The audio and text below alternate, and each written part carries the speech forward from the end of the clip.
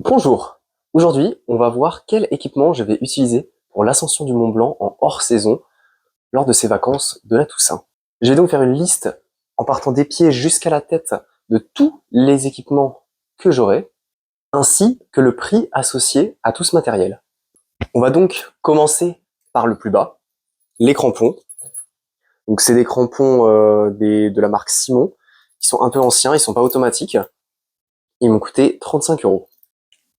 Une fois n'est pas coutume, la paire de chaussures Simon, donc étanche, semelle solide, elle coûte 180 € neuve.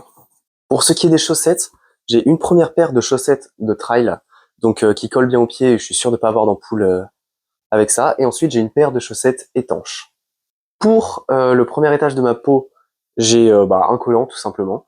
Et pareil pour le haut du corps, un t-shirt à manches longues collant. Par-dessus ça, je mettrai un surpantalon qui est vraiment super, qui est étanche, léger, chaud.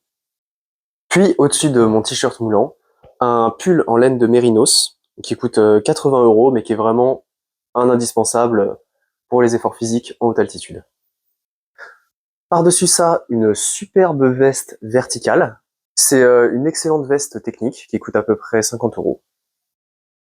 Ensuite, et autant vous dire que c'est pas fini les couches, étant donné que l'ascension elle se fait en hiver, enfin, sur un schéma hivernal, il risque de faire très froid avec beaucoup de vent. Donc la grosse doudoune The North Face, indispensable, avec les plumes.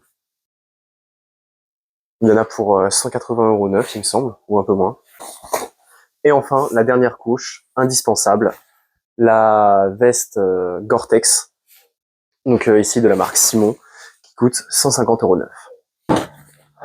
Pour ce qui est des gants, j'aurai une paire de sous-gants classiques, puis par-dessus ça, ces superbes gants de la marque Mountain Hardwear, qui coûtent 220 €.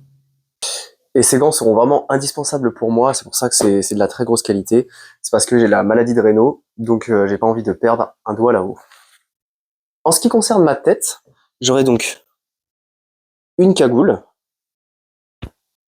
un masque et des lunettes de soleil, un casque, bon ce sera évidemment pas celui-là, mais c'est que je l'ai pas tout de suite, mais je vous mets une image maintenant. Donc c'est un casque Petzl qui coûte 90 €. Au niveau du matériel un peu plus spécifique, on va avoir la corde d'alpinisme, donc je crois que c'est du 7 mm pour 30 mètres, une valeur de 50 €. Un baudrier d'une valeur de 50 €. Ensuite, tout ce qui est piolet, bâton, donc tout ça à peu près 50 € aussi. Avec ça, tout le matériel d'extraction de crevasses et de rappel.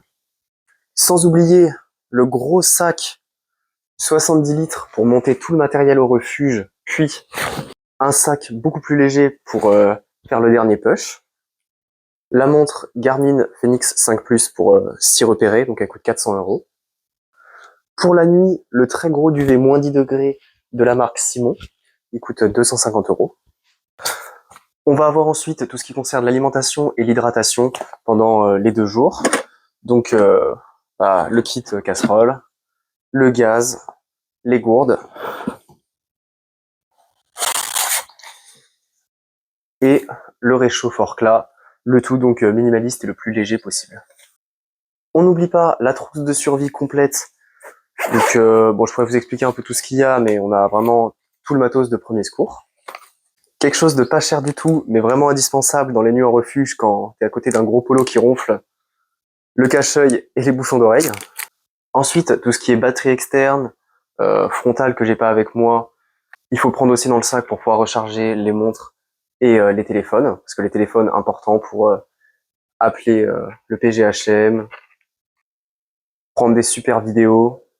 Voilà, donc j'ai à peu près fait le tour de tout le matériel que je vais utiliser pour ces 2 jours d'ascension. J'ai pas pris en compte la nourriture, puisque je l'ai pas encore prise. Mais ça va être globalement à base de nouilles Yum Yum à 50 centimes et d'eau qu'on va trouver sur un glacier. Donc voilà, cette vidéo va servir de teaser pour la prochaine vidéo qui va sortir, où justement on va réaliser l'ascension du Mont Blanc et du Dôme des Nuages en hors saison. Heureusement, avec déjà tout ce que ça m'a coûté, on va pas se rajouter un guide en plus. Et puis si vous avez des questions ou des remarques ou des conseils à apporter en plus sur du matériel ou si j'ai oublié quelque chose, n'hésitez pas, les commentaires sont là.